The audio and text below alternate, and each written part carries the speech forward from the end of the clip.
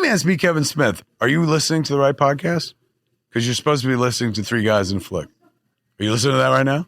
Then you're in the right place. Enjoy. Ladies and gentlemen, please take your seats. The show is about to begin. That's my working theory too.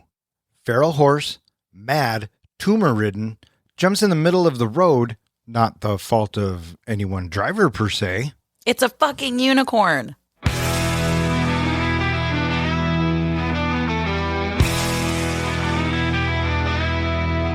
Three guys and a flick with Don, Ken, and John. Dive into the movies well after the dawn. From the good to the bad to the wildly absurd. They give a fuck about films. Their voices are heard.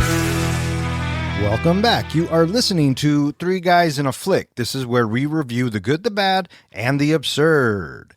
Tonight's episode, Death of a Unicorn. Beware spoilers. Coming to you from the Leopold Estate, my name is Don.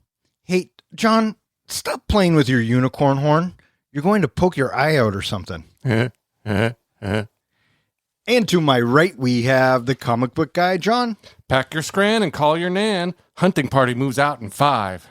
And joining us tonight for her first time on the podcast, this is Mackenzie. I'm a horny friend. And magical. All right. The professor won't be joining us tonight. He has the night off.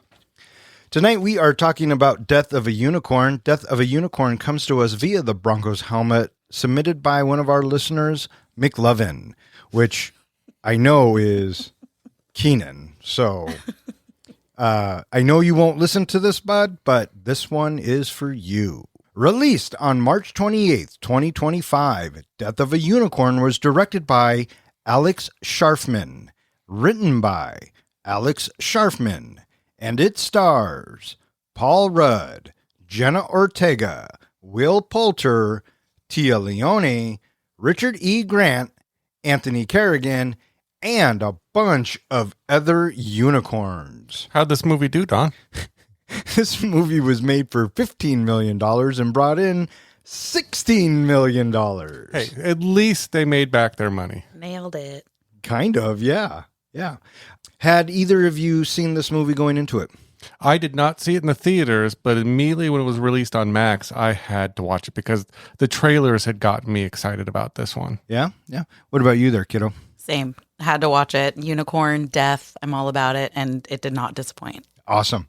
It was Keenan who, in fact, said, Dad, you got to watch Death of a Unicorn. And I went, really? And he goes, just watch it. And I did. And it was actually very delightful. For me, it was seeing it. I kept thinking, "Oh, this is going to be a cult classic." It immediately just jumped in my mind.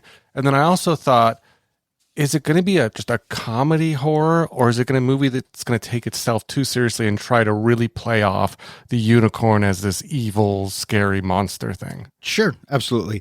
I think it is a story about humanity, and that the unicorns are metaphors and a backdrop to what we saw. And at the heart of it, I think it really is a story about a family who is dealing with the loss.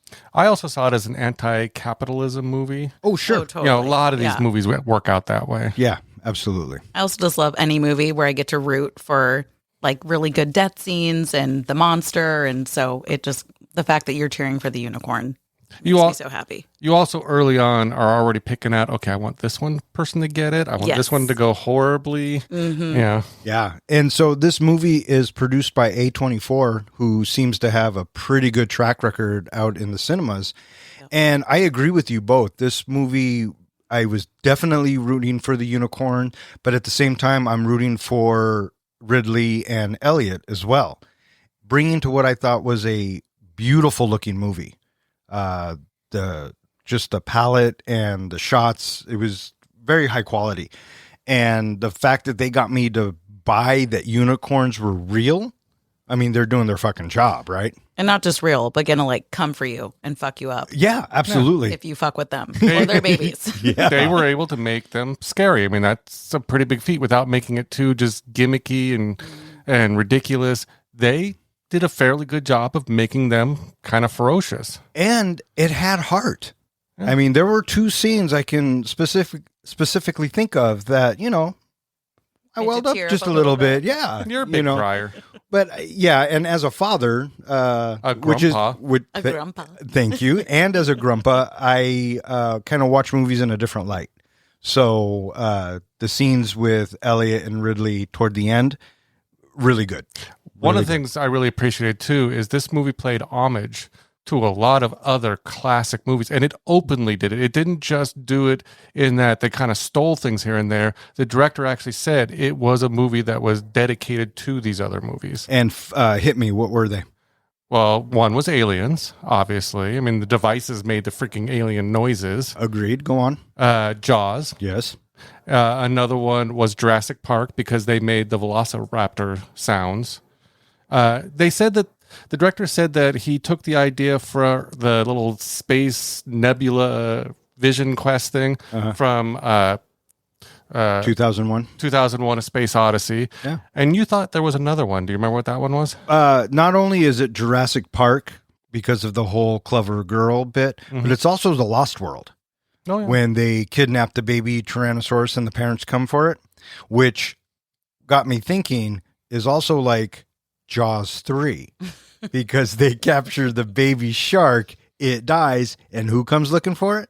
Mama Shark. I really thought when she started talking about the oxygen tanks and how they explode, I was like, oh, this is Jaws. This is Jaws all over again. They're going to blow up the unicorn. Yeah, for sure. That's what I thought too. Being a new mom, I was watching this, and anytime the baby died or something happened, I was like, Mom's coming for you. We're going to fuck you up. You're messing with our baby.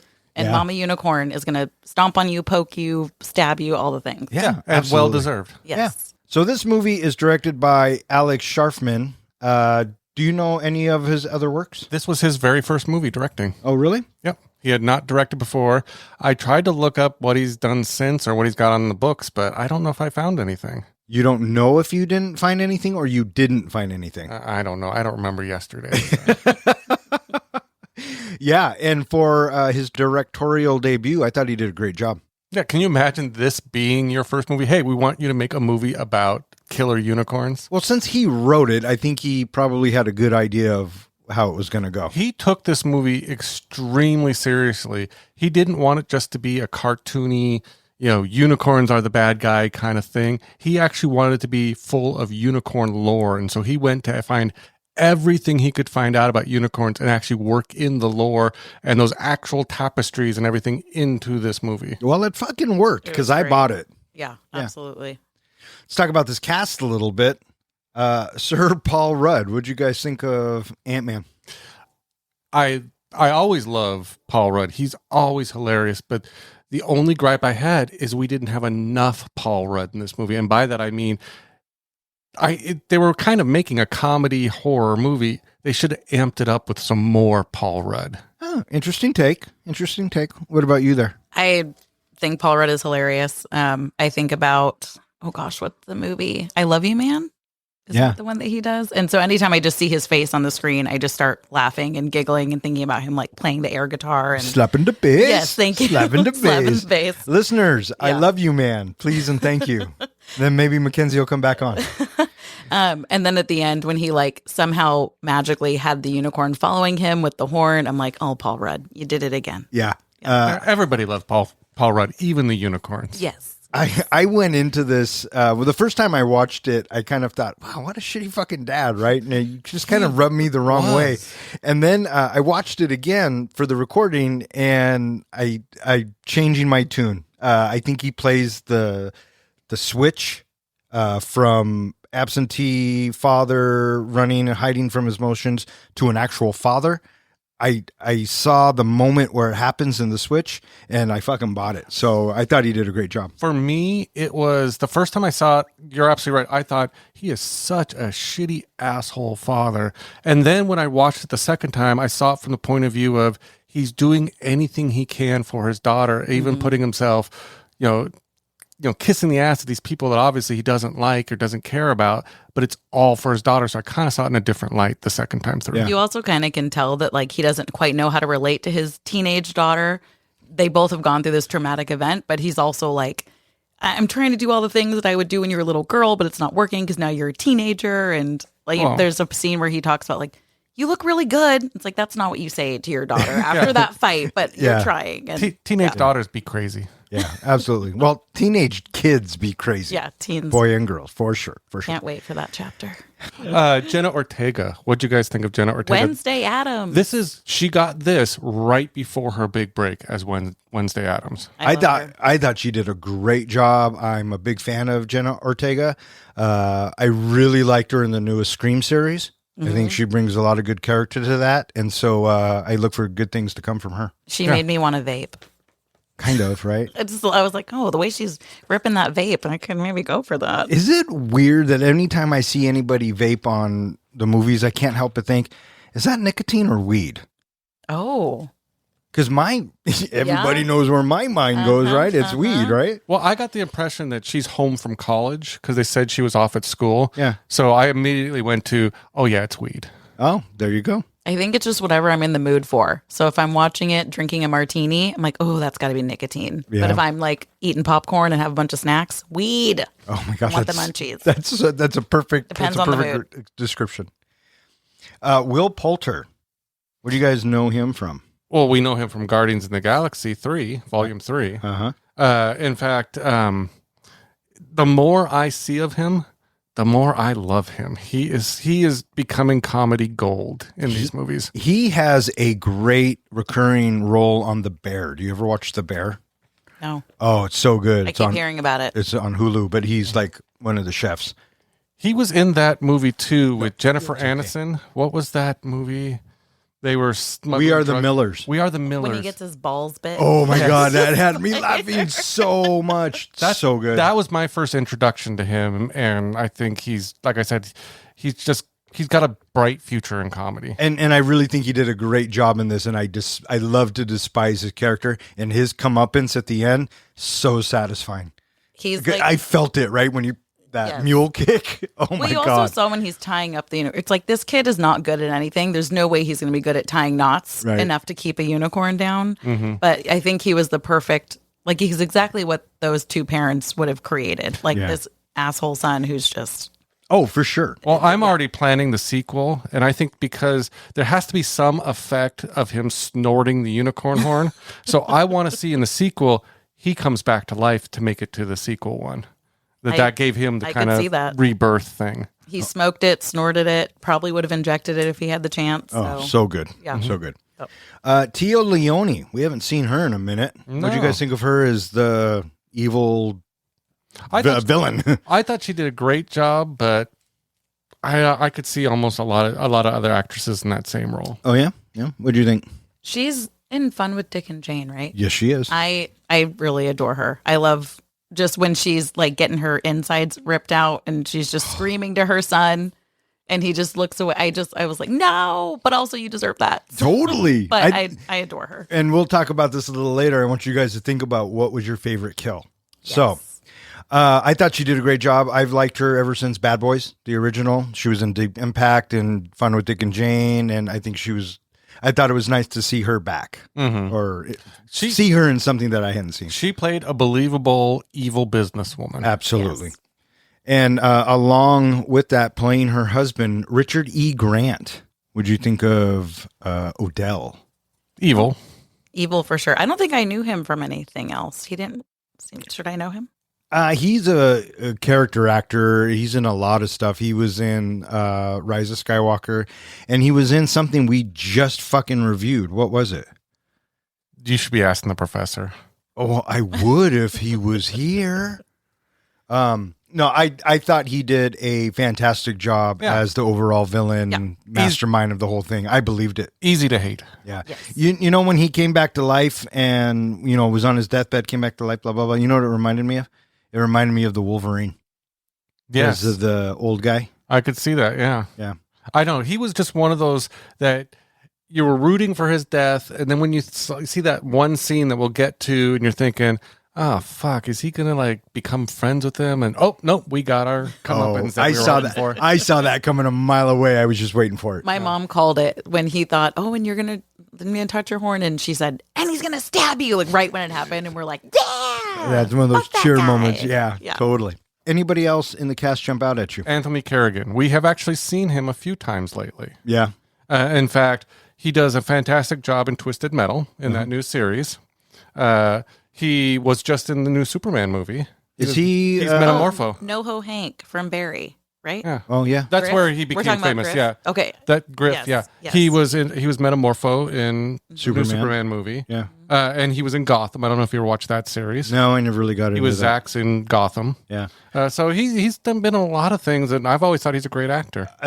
He in this movie as Griff is borderline one of my favorite Oh, absolutely. characters. He took They're so good. He's like subtly brilliant. Yes. Like when the power's out and he's just handing out flashlights and directing, it's like you can just tell this family would be nowhere without Griff. Exactly. he said his role was inspired. He actually did a lot of studying of silent actors like Charlie Chaplin and all them, so he could kind of have those facial moments and cues and things like that to kind of subtly blend in the background, but have a Yeah. little bit of a comedic effect. I can totally see that. In his final scene when the unicorns are going by and he's rolling up his window, like you can totally see a lot of acting in the face. I will say that this movie was missing one actor that I think would have absolutely blown this movie away.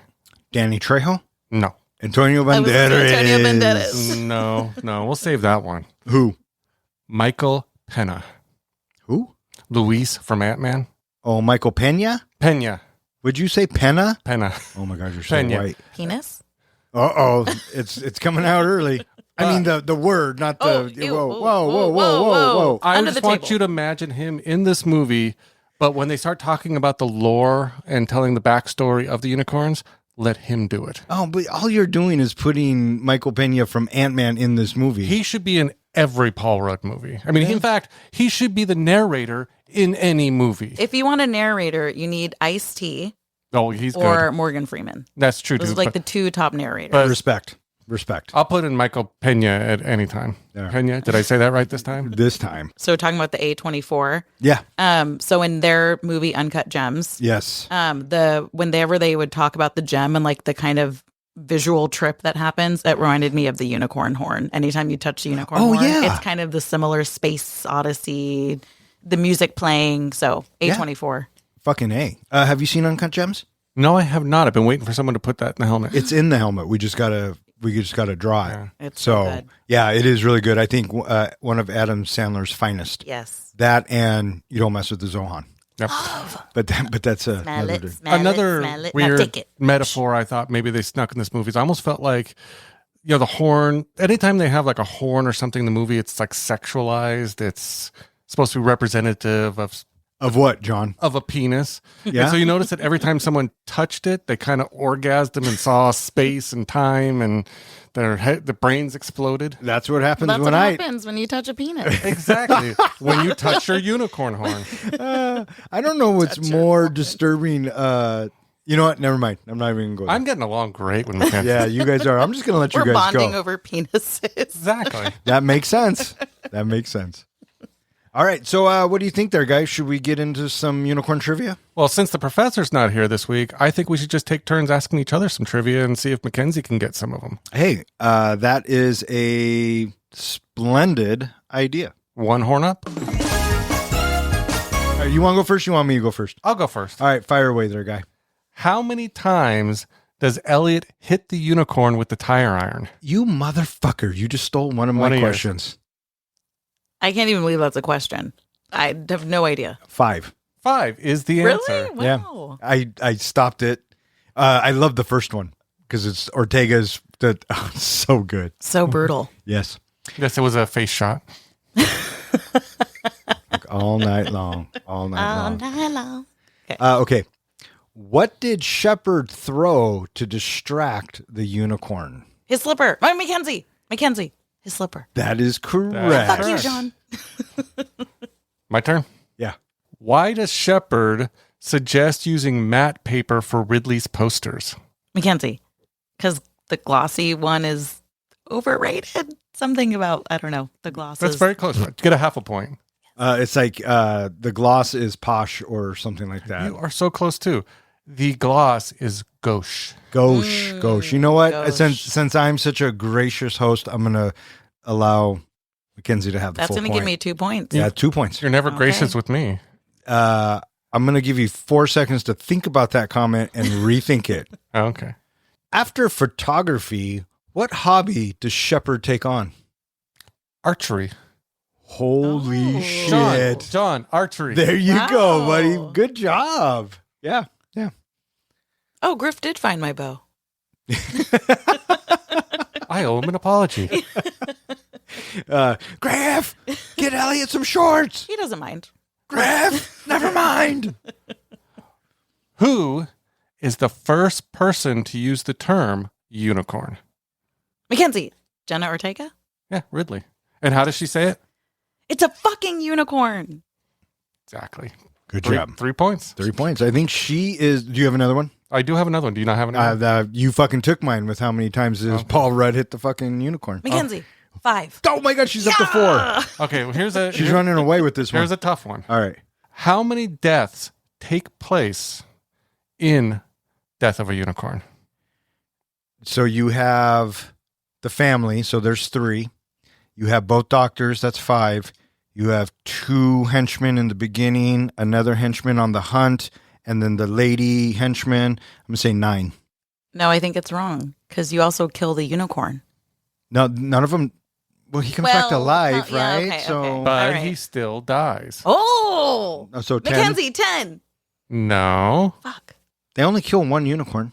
You know that, right? How many times do they kill the Oh. unicorn? 3, 2. Mackenzie, 12. 11. 11. Mackenzie. That's what I counted. If you count the unicorn twice, you can also count. I think there was less henchmen because if you count, Elliot died once as well and came Oh. back. Oh, So I suppose. I didn't say how many the, stayed the, dead. the henchmen are right because the first time it attacks, you see 2 sets of legs going down at the end of the attack. And then when they go on the hunt, there's the Asian guy with Paul Rudd and Oh, the doctor? no. He was a henchman. But I watched that, and one of the Asian guys, there was 2, or it looked like there was 2 deaths in that scene, but one of them just got knocked down. Elliot helped him back up, and then he got taken out permanently. So it looked Still- like there was 2. No, But it was the same guy. No, twice. that's what I'm saying. That Yeah. was just that one guy. So there wasn't as many henchmen death. And in the beginning part, we only saw the one guy get his head stomped. Oh my God, got that was one of the real good. guys. But yeah, Yeah. that was a great kill. So anyway, who is our winner this week? The winner this week is Mackenzie. You know your unicorn trivia. Yeah. I told you I'm a horny, magical friend. It brings her happiness. Happiness.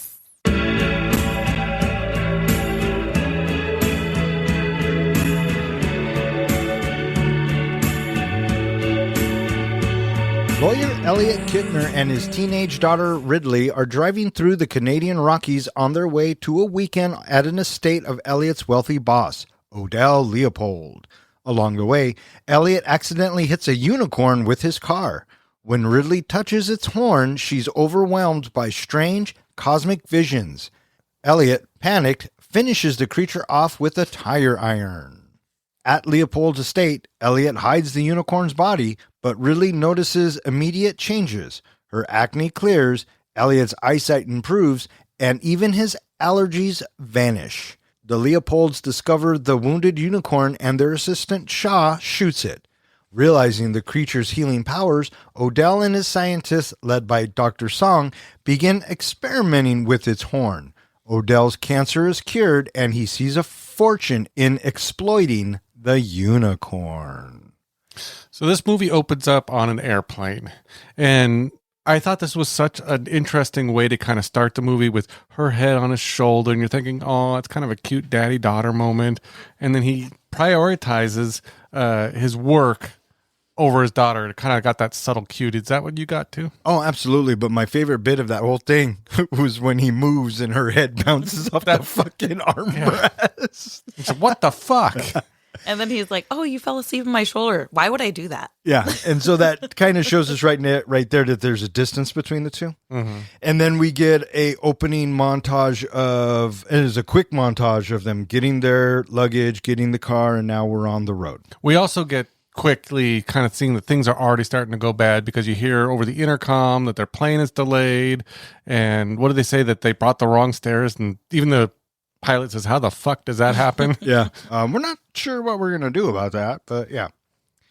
And so they're driving to the estate, and we, the audience, get kind of a backstory. I got that dad and daughter, there's a distance or there's a tension in between them. She kind of appears to be this repressed or I thought rebellious maybe teenager, and Paul Rudd is career focused, and they're going out to this billionaire's mansion, which right there for me is a fucking red flag, right? Has no one ever seen Get Out? I thought the drive reminded me of The Shining. Oh, a little bit. Oh, yeah. Oh, a little bit. And she's basically his pity prop, as she puts it. Yeah, absolutely. And they try to have a conversation, but he's more worried about letting the Leopolds know that he's late and why he's running late. Then we cut to a cave, and we hear for the first time the shrieks or the roars of the unicorn. Can I tell you my theory? No, didn't one of our listeners say no more movie theories, No, please? they said no more internet theories. This is my own personal theory. Okay, first of all, none of them are your own personal theory, and you're never going to convince me of that. Well, my personal theory is I kept thinking, since these unicorns are just running around the freaking woods, why has nobody ever seen them? Nobody's ever reported them. I think that they were hibernating and they were just waking up when we see this cave, and that's why we're hearing the noises. I think they were also drawn to Jenna Ortega because she's a fair maiden. The rest, we know that the billionaire people all suck. They don't have pure hearts. And so the unicorns are never really needing to be around them because they're, but Well, she's Jenna virtuous. is yes, exactly. She's virtuous. She vapes. She's cool. I'm going to go ahead and agree with both of you. I totally buy the hibernating thing, and they're awakened Yes. by the fair maiden's aura. Hold on. Yes. I like it. You're supporting one of my theories? Nope, never happened. Okay. That's what I'm going to cut. Well, that shit. we know right away that Ridley is cool because of her nose ring. Yes. I absolutely agree. Yes, absolutely.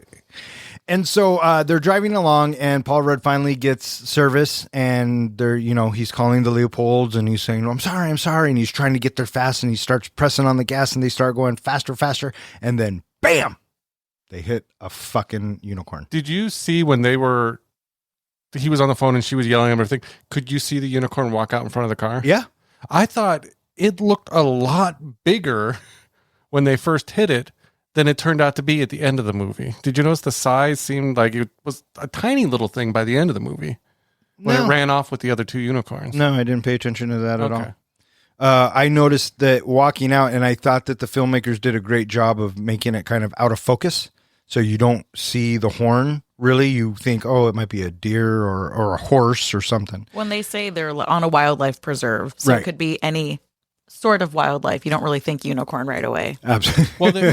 Well, or at all. They Not also really the first had, thought. They also had passed a sign that said, killing any of the wildlife will involve imprisonment, kind of thing. Yeah, absolutely. Just the impression he wants to make on this family. Sorry, I killed one of your animals out there. My bad. My Yeah, bad. that was kind of for me an oh fuck moment with the way it hit the car so hard. But the bigger one was about to come. It Literally. Stop it, both of you. No, we're not doing this. It gave me PTSD because a deer actually ran out and hit me one time in a car. Hit you or you hit it? No, I'm just driving along, minding my own business, In my own goddamn business. listening to some Stone Temple Pilots, and bam, some back roads in Fucker Virginia. came out of nowhere. Oh my god! And he shit all over the car. Oh, I know. I felt so bad, and now when I see a deer, I always go. Did you A have visceral They're my reaction. nemesis. Did you have the rental insurance? Oh yeah. Okay. Oh yeah. So they hit this unicorn, and they get out of the car, and they're tripping, right? And they think that it could still be alive, so I'm gonna finish it. Paul Rudd thinks, and so he gets this tire iron, and he walks over to it. What'd you guys think of this whole bit with Ortega coming up and? Initially, I thought of Me, Myself, and Irene when he's trying to kill the cow, and the cow just keeps coming back to life, and he's shooting it. So I was like, "Oh God, we're gonna have to watch." And then he bludgeons it to death, and I'm like, "Well, fuck. All right." I thought they did a good job with that purple blood just kind of growing out of it and it making the noises and everything. And we have that tender moment where she touches its horn and then she becomes a woman. Whoa, buddy. Is that how that works? Someone lied to you. I thought it was very tender as she comes up and she's crying and the unicorn's kind of suffering. And like you said, she touches the horn. And I really like the visual of the space and time and the cosmic this and that. And Ortega does a great job of selling it, even though it's just a camera in front of her face. She has to sell it with her face. I thought she did a great job. And then you hear Paul Rudd's voice in the background telling her to wake up. And then all of a sudden, this is very much a what the fuck moment just happened.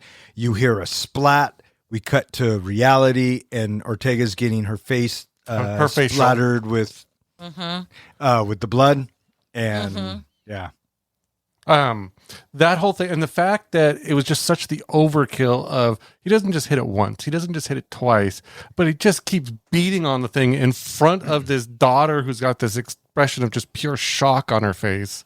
And then we cut to title cards. Death of a unicorn. Yeah. So I have always said that if a movie's opening grabs me, I don't really care what happens along the rest of the way. I'm in, and this was definitely one of those moments. So I like that. The cold open was fantastic. And so then we cut to them arriving at the estate, and they've placed the unicorn in the trunk of the car. I watched this movie with my mom, and she was like, "Why did they bring it with them?" I'm like, "That's a good like they could have just left it, but I guess because it was so magical and clearly not just a deer or something, they had to bring it with them." I got the impression that they didn't want like a game warden to find it and then trace it back to them. Right. Because he's already figuring, one, this is going to fuck up his deal, and two, is he going to get in trouble with the law? Okay, makes sense. Yep. Yeah. And so they arrive and immediately, the family's like, "What took you so long?" And he's apologizing, this, that, and the other. And in the meantime, Ortega's like, "This isn't right. What the fuck are we doing here?" And she's like, "We cannot stay." Yeah. And it was at this point, the first time I watched it, I was looking at Paul Rudd going, stand up for your kid. Why are you, just kind of shrugging off her feelings and not paying attention?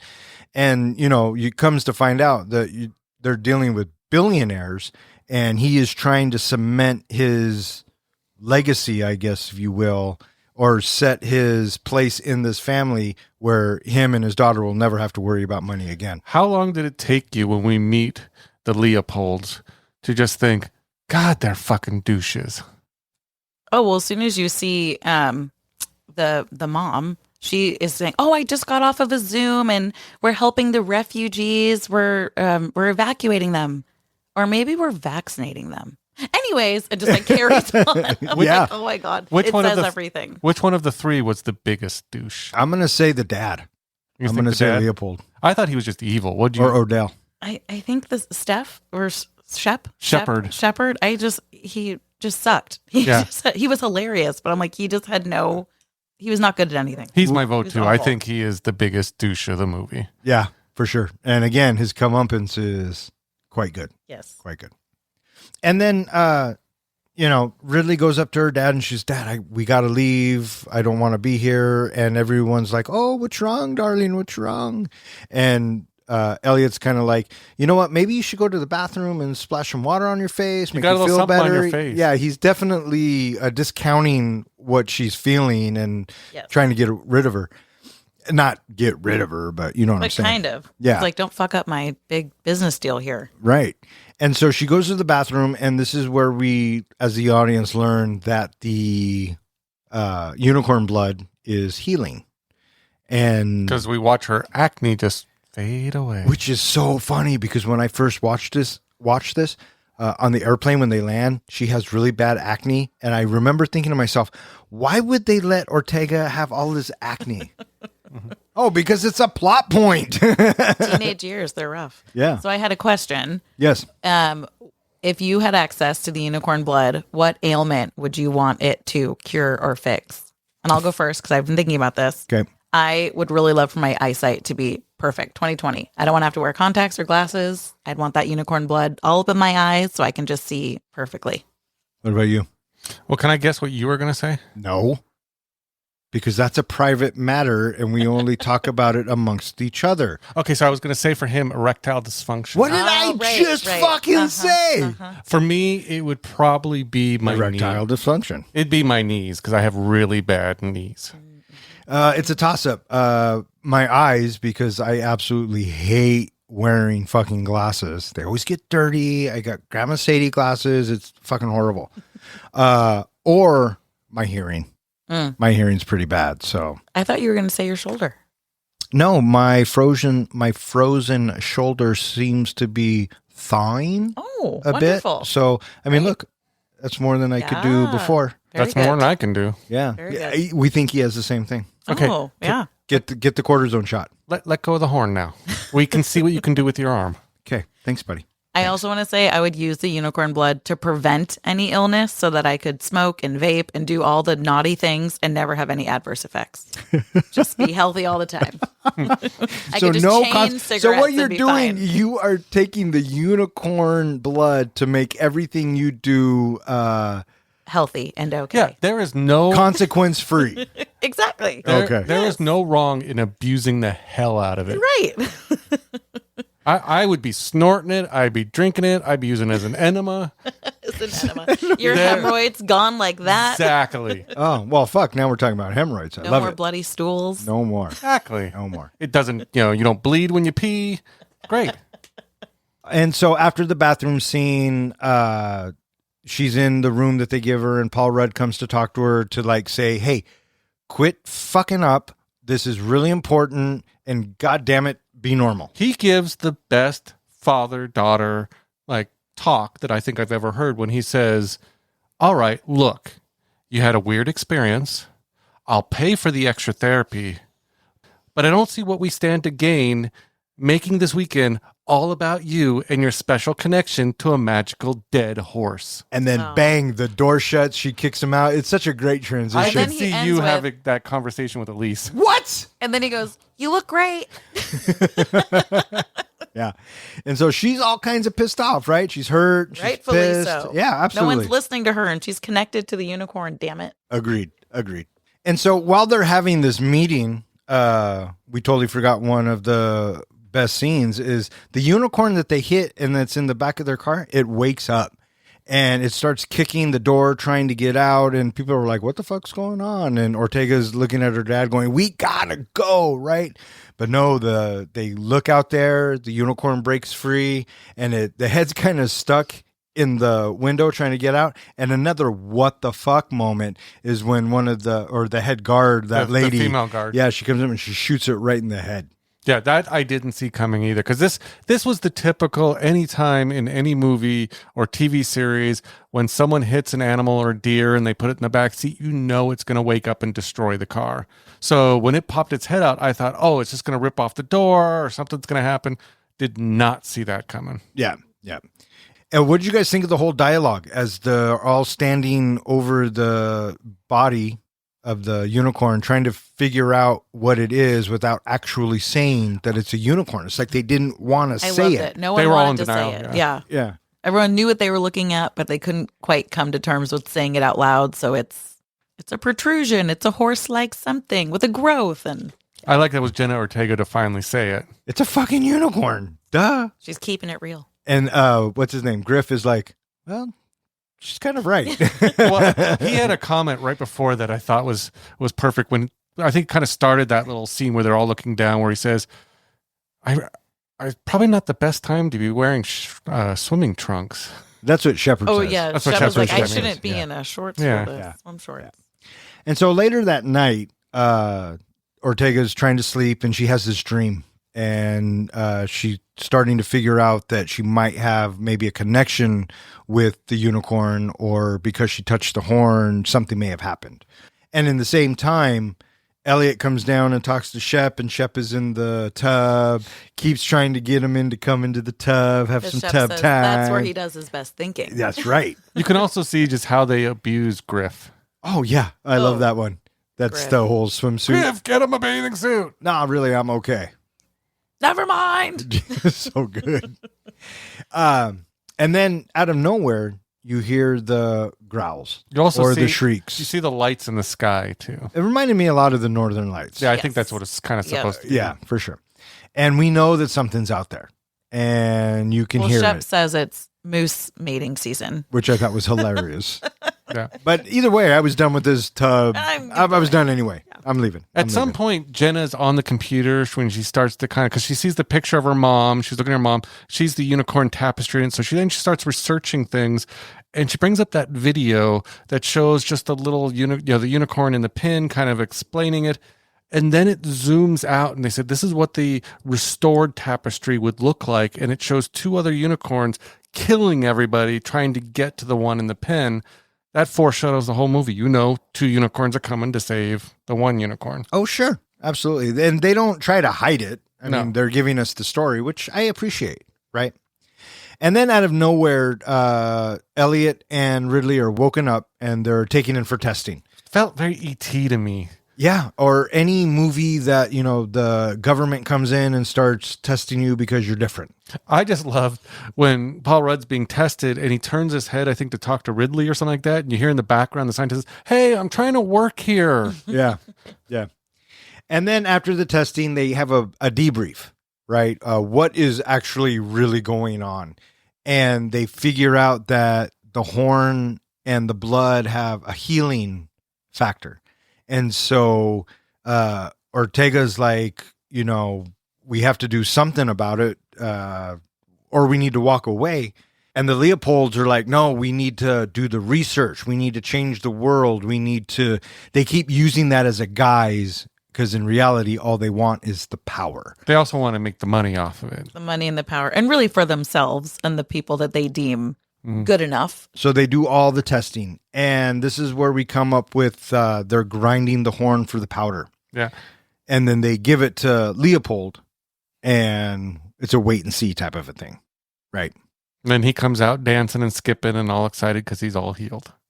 It cured cancer, if you can Which is believe the big that shit. one. One of the three. One of the top three, right? It's like, yes. I love how Shepard brings up that, the cancer charities are just going to hate them, the nonprofits. The nonprofits are going to hate us. And because they've cured cancer, Odell and family are like, we have to replicate this so we can make more money. And the chief scientist, Dr. Song, is like, no, dude, you can't. We can't replicate this, period. And Leopold's like, what the fuck? You're scientists. And then Tio Leone looks at the dead unicorn and is like, so this is all we got, right? This is our stockpile. And then we cut to a scene of the Leopolds on the phone with their connections, and they're selling the horn powder to the highest bidder. Yeah. Yeah. Very douchey kind of marketing salesman kind of feel. Right. Like And selling cars almost. oh, absolutely.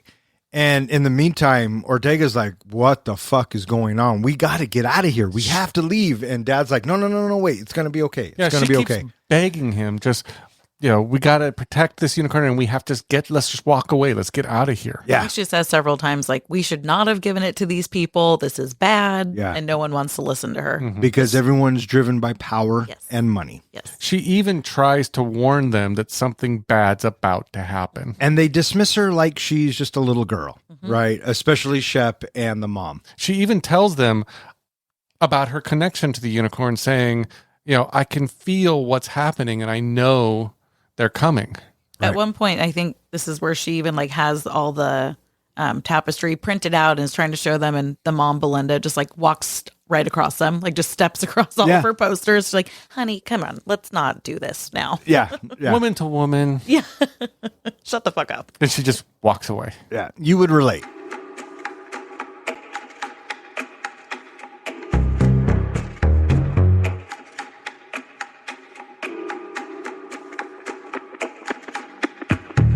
The unicorn is moved toward a lab, but its parents, two massive adult unicorns, attack, killing Dr. Song and several guards. Odell forms a hunting party and pressures Elliot to join. Meanwhile, Ridley learns the unicorn is actually a foal, still alive despite its wound. Odell's son, Shepard, snorts powdered horn like a drug, gaining visions of his own and demands more of the unicorn's body be harvested. Out in the woods, the hunting party walks into the parents' brutal traps. Several are killed, including Odell himself. Elliot barely escapes. Back at the estate, the survivors realize the parent unicorns are relentless, coming for their stolen child. So they are basically, I mean, they vacuum seal the unicorn, and they are ready to move it out. And I like this bit because this kind of gets us going, right? This kind of amps up the level, turns on the lever. Now we're kind of off. And it all starts with Dr. Song's death. I remember watching it for the first time, and I mean, you know, the death is coming. Someone's going to get killed in the scene, you know. And one of their homages to Alien is at this scene, because when the horn comes out of his chest, it looks just like the chest burster. Well, what also happens, did you notice that the horn kind of hits his chest, he looks down, and then you get that blood spurt on her face. Just made like me think Aliens. Alien, yeah. And then you were saying with the motion detector, very much the Alien sound. So, yeah, I loved it. And then the silhouette of the unicorn, like after it's kind of walking behind the tent, reminded me of Jurassic Park. Yeah, absolutely. You also got the impression, the way that they were stomping around, everybody was running in different directions, that nobody's safe. These things are just going to kill anything they can get to. And so as this is going on and the unicorns are coming for their baby, Ridley was already in the car. She was going to get ready to leave, but then all of a sudden the unicorn shows up and Paul Rudd goes to save her and she's trapped in the car. What did you guys think of this whole car sequence with Ridley? Well, at first I thought, because, you know, after watching it the first time, I thought, well, why didn't the unicorn recognize her as this virtuous maiden right away? And why was it trying to get to her and hurt her? And then I thought, well, she had the window up so it couldn't smell her. Maybe the smell was something, because you notice every time it kind of paused, or any of them paused, was when they could smell her. Yeah, and this kind of leads us to the scene where she does make that contact. But one of my favorite kills in this is when the guard gets his head stomped on. Another what the fuck moment. So good. It was good because normally you think they would just come down and stomp the head. No, we get a full of his face asking for help, and just the slow kill as it Of the stomps pressure, down. yeah. The pressure. I feel like you see it like building behind his eyes, and you're just like, oh God, I know it's coming. But the great thing about this is, like, you're right. When Dr. Song is killed, they flipped the switch, and this went from just being kind of a comic-y, douchey, whatever, to being a full-fledged kind of horror gore film. But I loved when he stomped the head. Did you watch the unicorn in the background, what it did? It had to wipe that shit off. It wiped its Yes. its hoof to clean the guts off its Got to get ready for the next kill. Yeah. And I appreciated the level of gore in this film. Wasn't too much, and it was very well done. Did Very you think, well because done. I've heard people complain online about it being a little too much CGI, not practical enough. Did you have any issues with Not at all.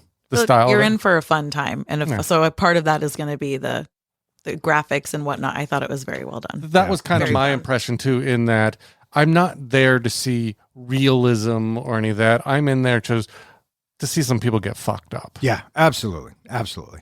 And so after the guard gets killed, Paul Rudd makes it to the car and he is trying to get Jenna Ortega out, and he's trying to come up with a plan. And when she does get out of the car, she's like, I got a plan. I'm going to run on the count of three. Well, I love that because she's under the car and she starts counting. She's like, 1. He's like, stop counting. Yeah. Don't count. 2, don't do this. And she takes off. And she runs to a shed or whatever, and she's followed. And this is the bit where one of the adult unicorns sniffs her, I guess. And And they make eye contact. Yeah. I remember that looking at the eye, again, reminded me of Jurassic Park, like a dinosaur looking eye. Uh-huh. And then Yeah. love is formed. And Well, you always have to have good eye contact. you need good eye contact. Yes. Agreed. Yeah. Absolutely. It's very important. And so the unicorn slips its horn through the folds of the fence. because Through the slits.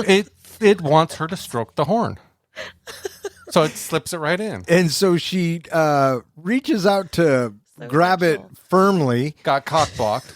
by the head security chick shooting it with a fucking shotgun. Yeah. That would do it. That would kind of ruin the mood. Yeah. Yeah. So, and then the unicorn runs off, and Elliot runs to Ridley and, are you okay? This, that, and the other. And she's like, it was going to talk to me, or we still, we have to get out of here. We're doing the wrong thing. We were having a moment. God, Dad, you ruin it. Well, it wasn't Dad. It was the fucking security lady with the shotgun. True. But she also, the security lady, finds blood on the ground thinking, oh, it's wounded. We can track it down and kill that one too. And now we've got 2 unicorns. That's not what that's kind of what she was thinking. But you know what she was really thinking? What was she thinking? If it bleeds, we can kill it. We can kill it. That's Predator. Yeah. Predator is a movie with Arnold Schwarzenegger. He was an actor from the 80s. He was a governor, wasn't he? Yes, he was my the God. governor. Now, is this where we go to Get to the chopper. the scene of Odell eating the steak? Yes. Oh, I don't know if I got it the first time. Oh, I did He because was it was freaking eating the unicorn. Yeah, the media. it was so purple. Yeah, and exactly. bloody, and he's just. And it he just keeps eating it and eating it. And he's like, we have a very unique opportunity here, people. We need to find this beast. We need to bring it in. We need to take it to our lab. We need to manufacture and make money. And then his wife is all about, we can't let it go to waste. Like it's injured. We can't let it suffer. We should use it and exploit it. Yeah, justifying it. Yes. Yeah, yes. absolutely. I just loved Ridley's look on her face as she's watching him eat that steak, and I kept thinking, well, she's a vegetarian for life now. Maybe. Would you eat unicorn? What does it do for me? Like, am I really going to get the same property benefits? I don't know.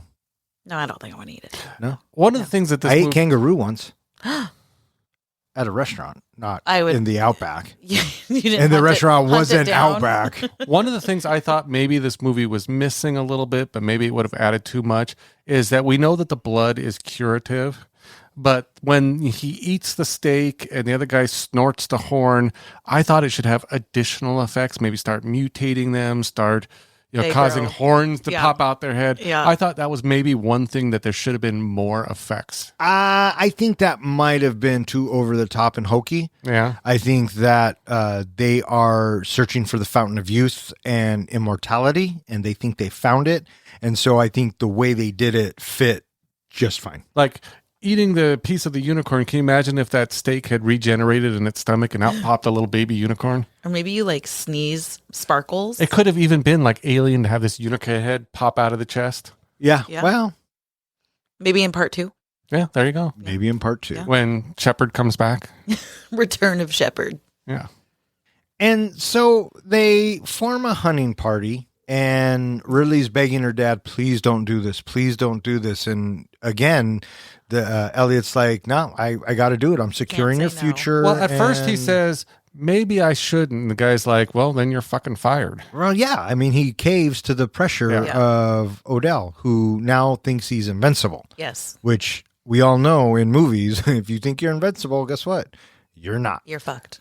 So I thought the hunting party reminded me a lot of the sequence when they go in Aliens, when they start off. And they're all cocky and thinking, Yep. we're going to take these things down pretty easily. Yep. And also kind of like Ghost in the Darkness when they go hunting for the lions. Mhm. I got that vibe a little bit. But I And I'm like over here again with Jurassic Park, thinking about the clever girl. and type of we setup. get that here. Yeah. Right? Because they track it. They find the hurt unicorn, and in the meantime Ridley's putting together the pieces, and she figures out, oh no, they're walking into a fucking trap. And she tries to text dad, and he can't get the text, this, that, and the other. And and the hunting party sees the unicorn, and its horns glowing, and they think it's hurt. Well, did you get that they had that little scanner, of course, making the aliens noise, and all of a sudden he's like, wait a minute, it's coming from behind us. Yeah. Yeah. Clever girl. Exactly. And then that's when the lady security guard gets it. Mm-hmm.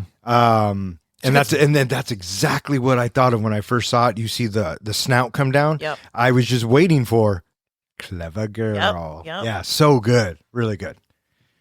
And so 2 of the guards get dispatched. Odell and Elliot start running. And meanwhile, back at the house, Shep is talking to the other doctor, the female doctor, saying, now is not the time to mourn. Now is the time to do more research and while he's doing that, he steals a vial of the Filed horn. of the powder, of the horn powder. And as soon as he goes to his desk and spills it and tries to stuff it back in, I said, that motherfucker's going to snort it just like it's Coke.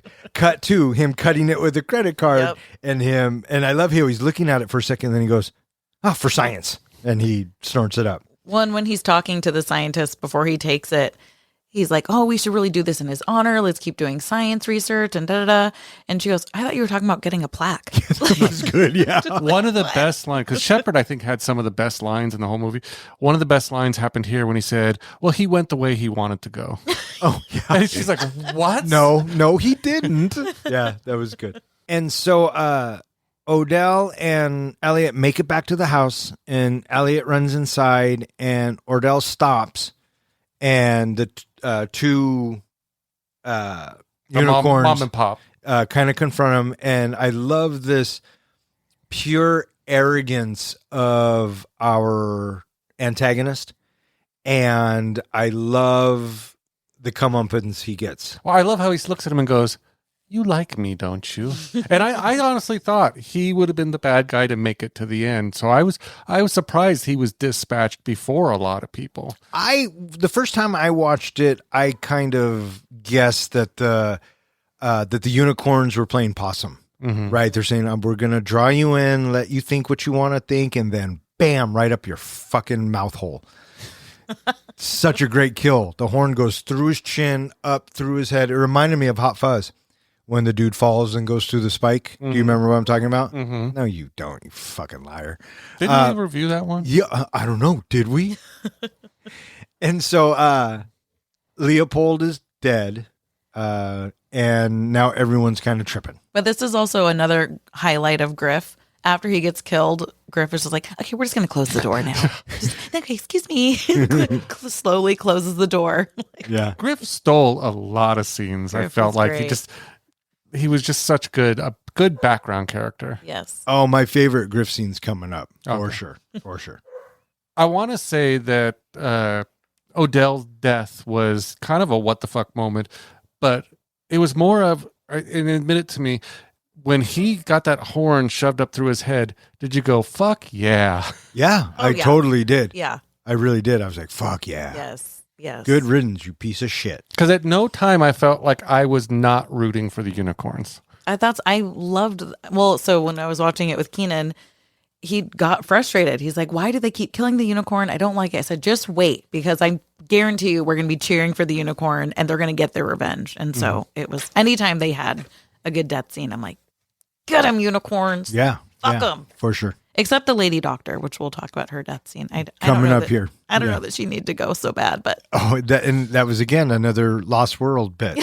Because the two Tyrannosaurus Yep. Rex rip Eddie apart. yeah. So, very cool. And so, after Ordell dies, they lose power. Did you notice how quickly his wife got over it? Yeah. But Maybe it was the panic of the moment. well, but- no. Even when he was like, "Oh, I'm cured of cancer," she's like, "No, let's not celebrate too Yeah. quickly." I think she was disappointed. I think she Yeah. was waiting for him to die. Oh, she had plans. She had cruises booked with her girlfriends. Yeah. She was going to take that money and run. Yeah, Her and Griff were going to have a little thing. Probably. I wasn't saying Grip. I was thinking Shep. Ew. Yeah, That's her son. I know. That's what kind of diabolical, gross family this was. Yeah. I wouldn't doubt it. Yeah. How about that? Rich people, man. Rich people. That's why I'm not rich. It's just too many weird shit. Too much weird shit happens. Yeah. I like where I'm at. Absolute power corrupts? Absolutely. And so the power goes out and they're talking about, oh, fuck, the gate, right? But they also come up with a plan. They're like, we have to get the unicorn, get in the car, get the gate open, and take off.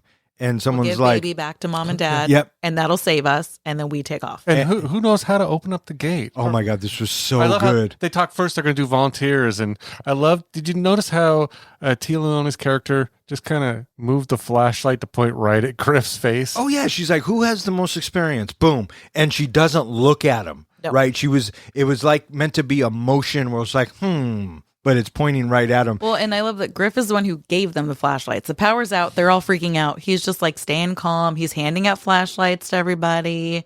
and then he gets nominated. And I love it. He loses his shit at this point. He's done. I don't think this is fair, and I don't think I should do this. Griff, we never asked you for anything. You literally asked me for something 5 minutes ago. Like, that's not true. And then Ortega's like, I don't think you should go. And he's all, thank you. Well, they take the vote, and of course, Shepard and his mother raise their hands, and Jenna says, no. And Griff's like, thank you. Mm-hmm. I think this is the part where he says, I have kids. And they're like, you have kids? Oh, I knew that.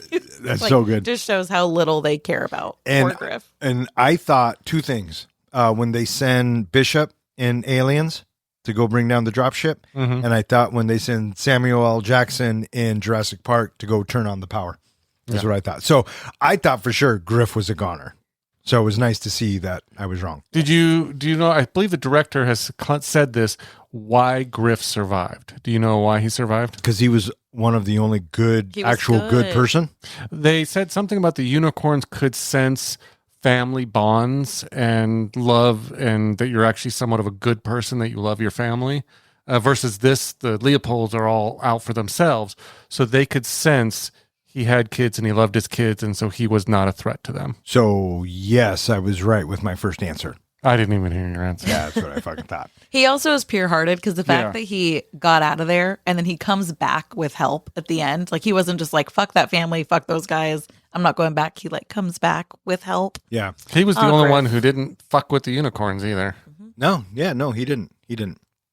So he does head off to get the gate open while the doctor is going to go ahead and take the baby unicorn out to the parents. Wheel it out to mom and dad. But they've already cut off the horn. She's cut off the horn, and they're not giving it the baby's horn. They're just giving it the body. And I like how she rolls the baby out there and she's like, on behalf of all the humans, we're giving your baby back. Are we good? I hope this makes us cool. Yeah. I kind of felt she was like saying, our bad. Yeah, pretty much. She kind of was. Pretty much. Absolutely. Yeah.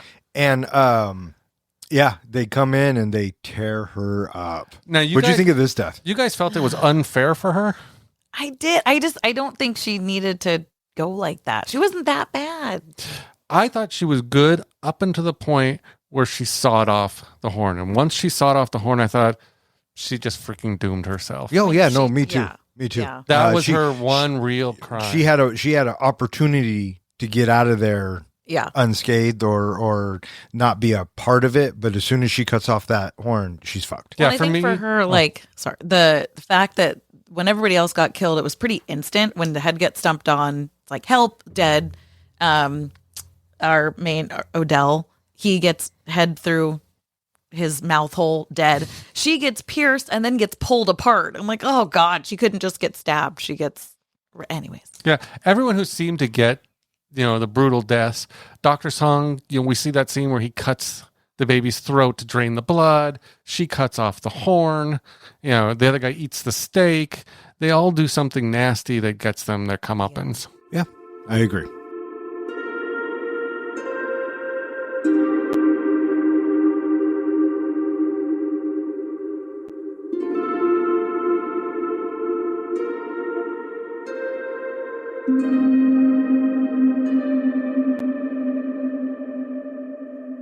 As the unicorn closes in, Shepard tries to control the situation with violence.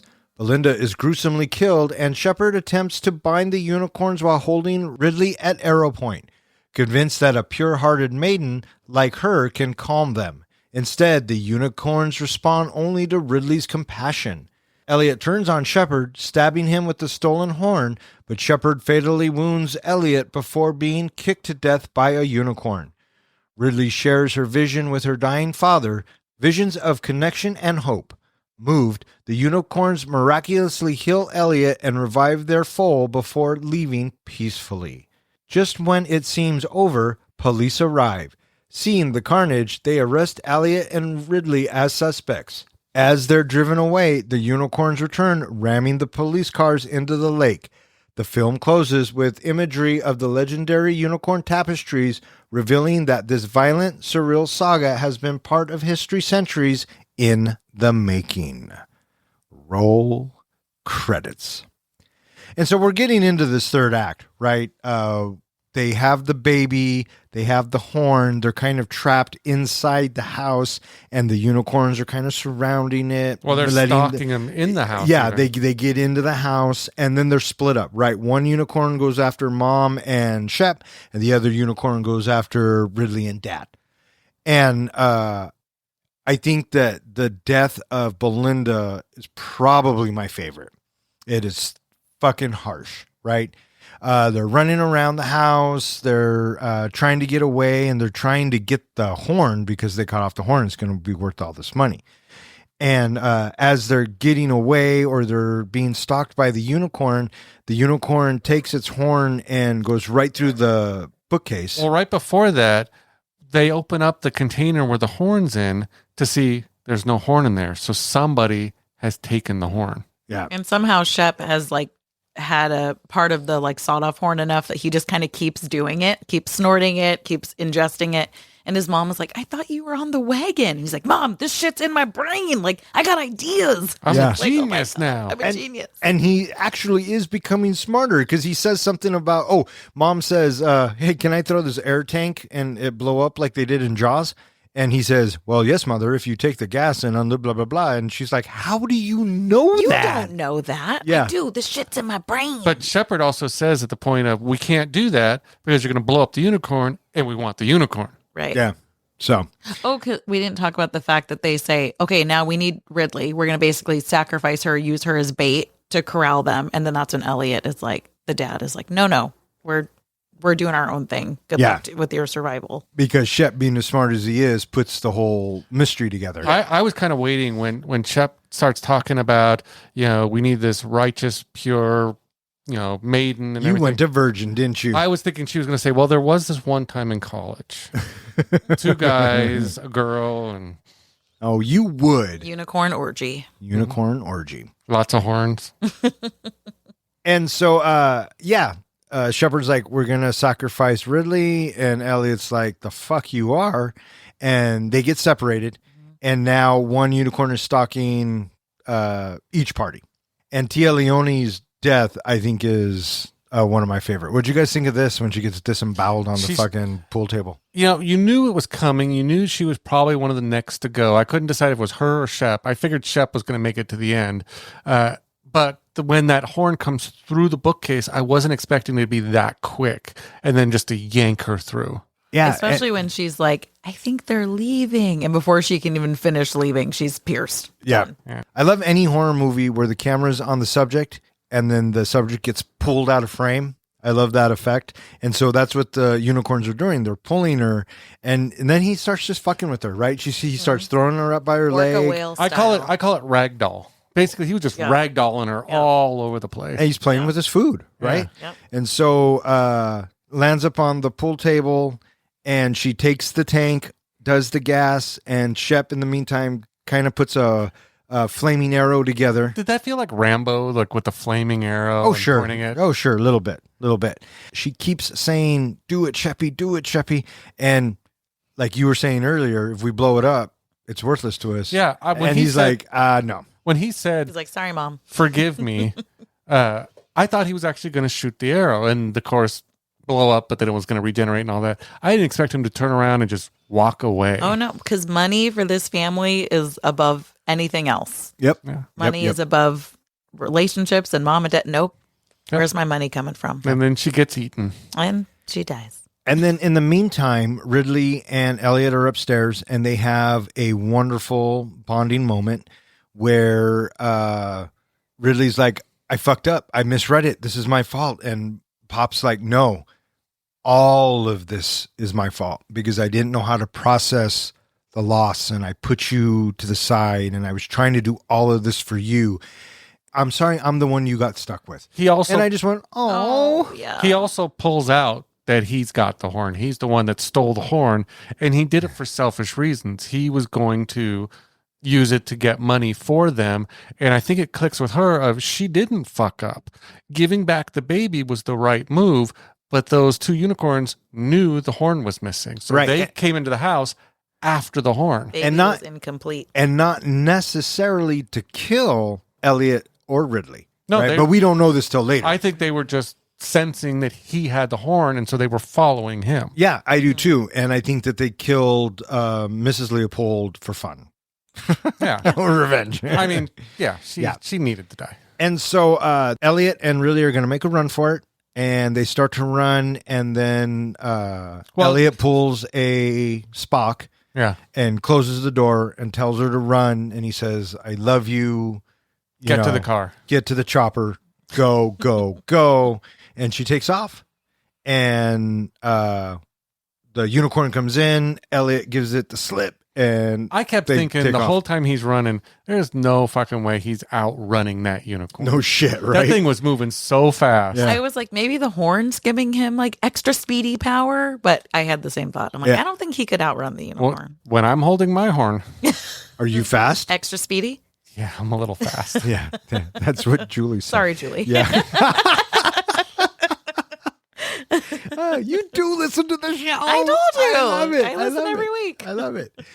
And so, what's his name? Shep makes it outside, and he sees Ridley, and he says, "Okay, guess what? I'm going to hold you with my bow and arrow." I love how he says, I really didn't take that many lessons. Yeah, you better not move because I could fuck up. And so he uses her as bait.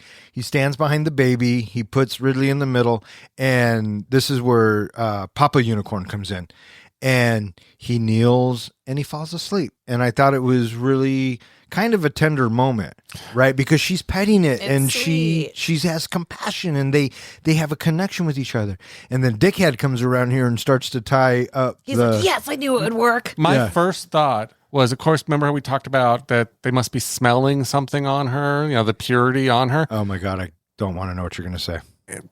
And for them, I think she was weed.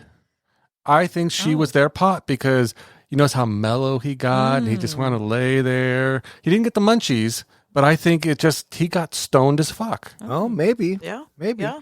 And then, surprise, Dad comes out with the other unicorn. Walking with it, but it must have been something with the horn. Oh, he was following him, right? I think Yeah. it just kind of They both got tired of running, and they're like, come on now. Let's just walk back. Can't we just do this Just together? give the horn back to my baby. It'll Yeah. be fine. And now we know it's Mama Unicorn, and she comes up and does the same thing, right? She She looks gets a at little Riddler, high. she gets a little high, and she passes out down there. And Shep gets this brilliant idea. I'm going to fucking tie this one up too. And it's at this moment, Elliot's like, you know what? This isn't right. Well, Fuck this. Shep sees him and says, my man, 50-50, we're going to fucking rule everything together. And Elliot loses it, takes the horn, and I didn't see this coming. This was another This fuck was moment. just pure murder, basically. Yeah, it probably was. Deserved. Yeah. Well, you know what? Different topic for a different podcast. Different podcast. Yeah, he comes up and he stabs Shep, and I didn't see Shep coming up and stabbing him. With the arrow. Yeah, I was like, oh no. Yeah. And then I thought, he's gonna die. But the unicorns, right? They got the But- magic touch. But Yeah, they do. and Bow, chicka, bow, bow. and then when what's his name? Shep is on the ground. He starts to get up. He notices that the unicorns get loose. Well, did you hear what he God. said? He's like, I'm gonna make it. I'm gonna be okay. Yeah. Oh crap. He says, "Oh shit!"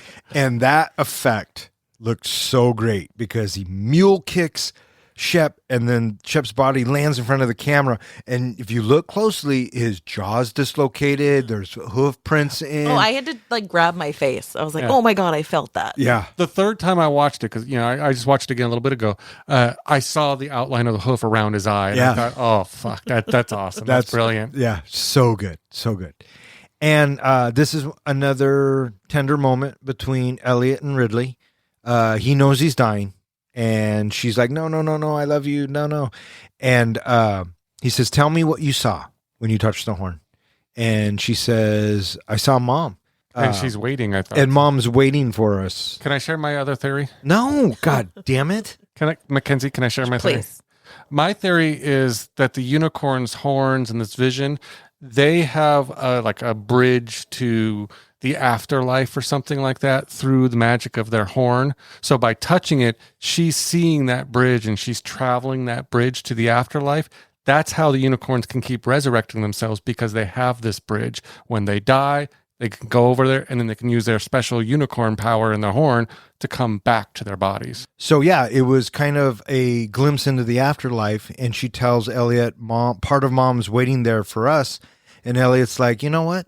Maybe I'll be there too, waiting for you." I like how You you know? also said right before that, I hope you're right. Yeah, Yeah. totally.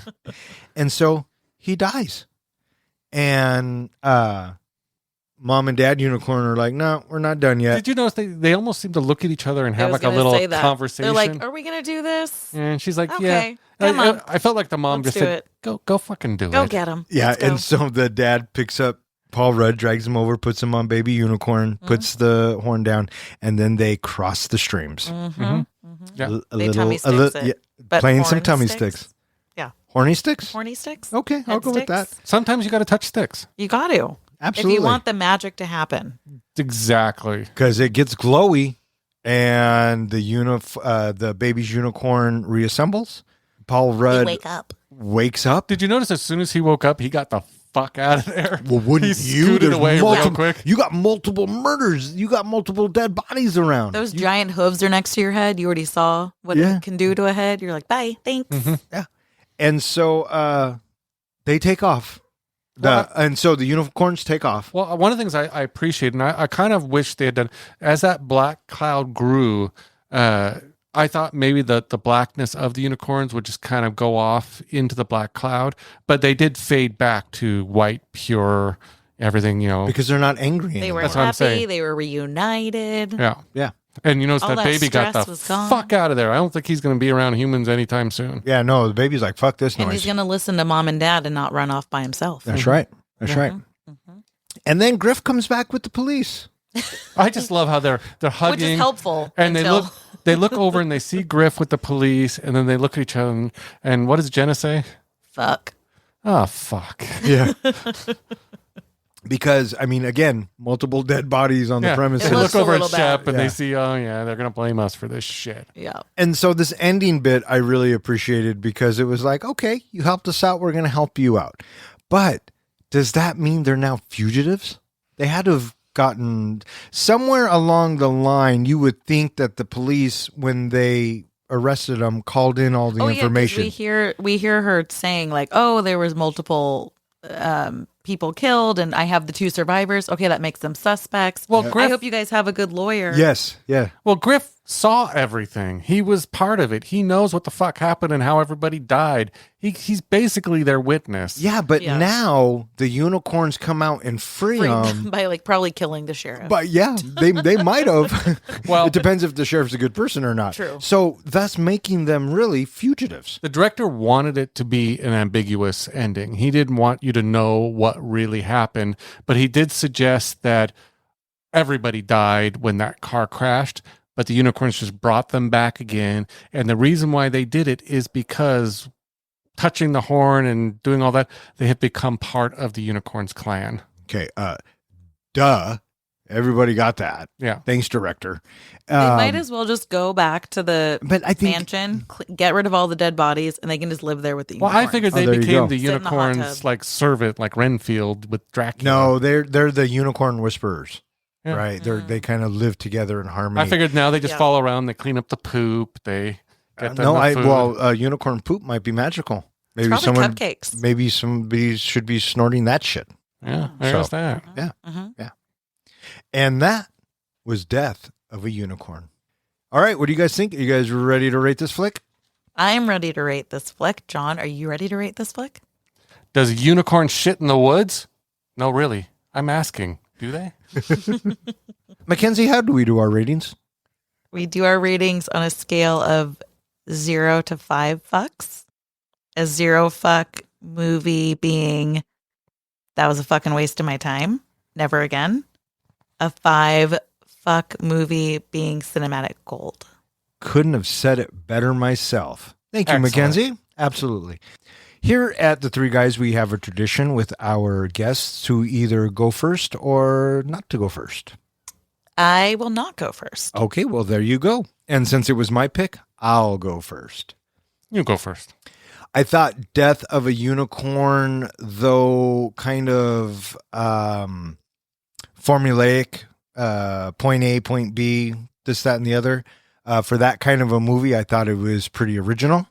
I really enjoyed the cast. I appreciated that the location was pretty much just that compound, right? So there weren't a lot of different locations. Everyone was trapped in a confined space, and it was about them problem solving and trying to get out of it. I appreciated the message, right? Cruel people suck, and we always exploit and take advantage of things for the almighty dollar. And this is a way for, the good people in the world, like the Ridley character, to say, hey, we don't have to put up with that shit. And, if there's unicorns about, you're going to get what you fucking deserve. Overall, I had a fantastic time with this. I am giving Death of a Unicorn 3.75 fucks. So there you have it. Would you like me to go next? Do it. But before I do, Mackenzie, would you like to guess my rating? I am never good at this. Anytime I listen, I'm off. But maybe being here tonight, I'll get it. I think you'll give Death of a Unicorn 3 fucks. 3 fucks from Mackenzie. What do you say, Don? I think you're going to go as high as 3.5. 3.5. Is that right or wrong? I'm not telling you. Final answer? You're staring at me, so I feel like... Should I stare at Mackenzie?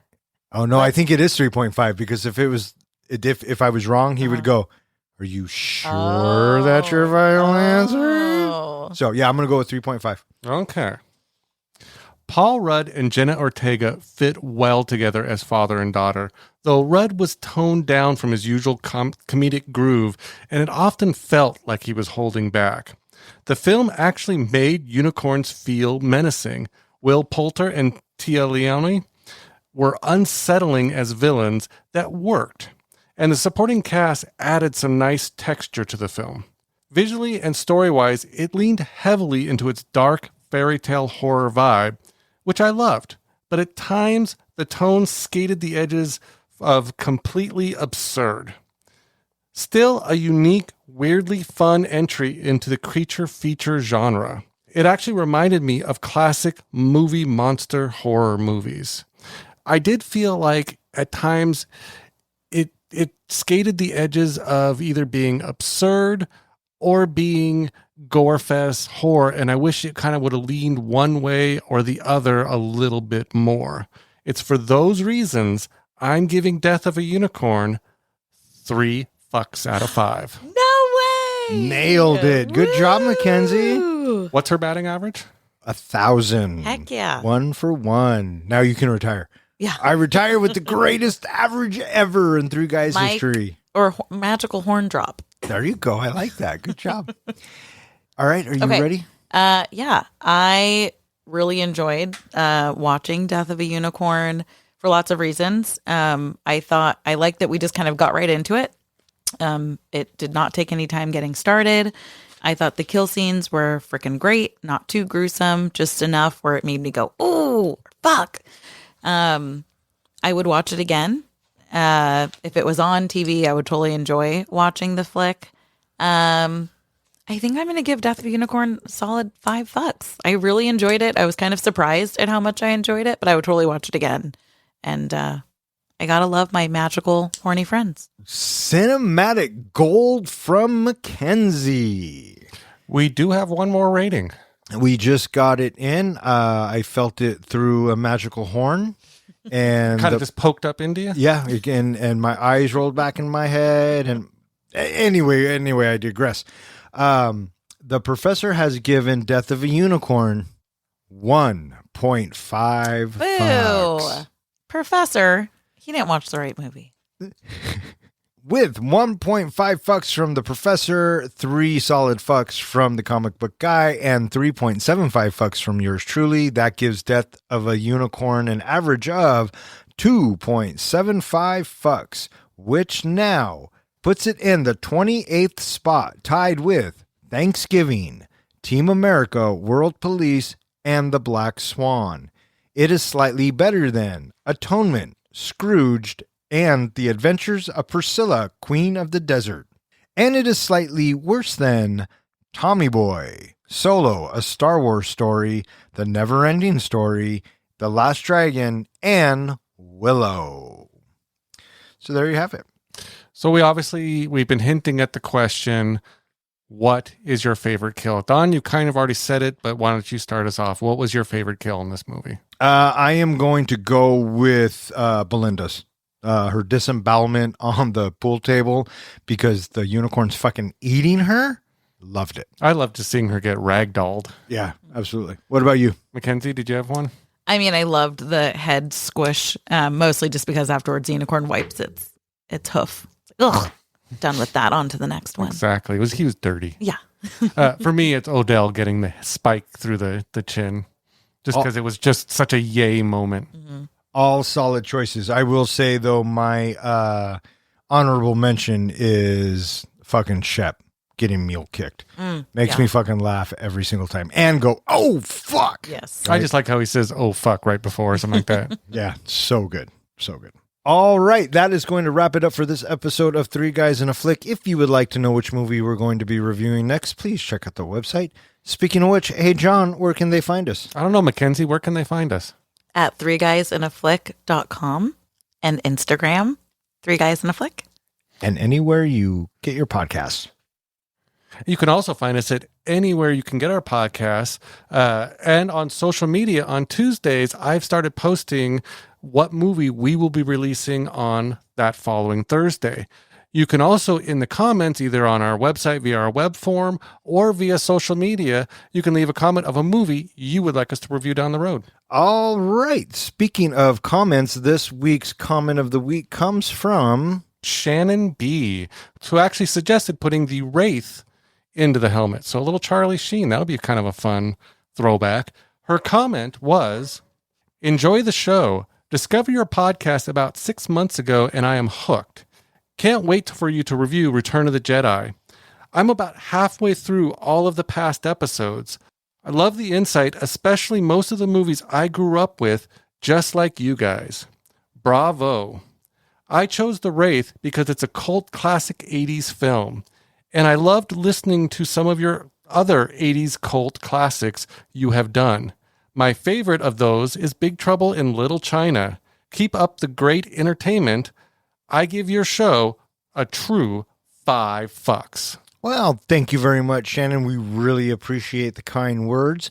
I also want to thank McLovin for throwing Death of a Unicorn into the Broncos helmet. We had a lot of fun watching and reviewing it. We hope you have a lot of fun listening to it, which you won't, but that's cool. I also want to give a very special thank you to Mackenzie for coming on to the show. Did you have a good time? Yeah, I did. It was great. Well, It was magical. you did a fantastic job. Yeah, better than Keenan. Because he'll never hear this because he doesn't listen to the show. Oh, well, there you go. I love it. I love it. I also want to thank anyone who listens and who has suggested a movie. If you keep listening, we'll keep recording. For Three Guys in a Flick, I'm Don. I'm John. I'm Mackenzie.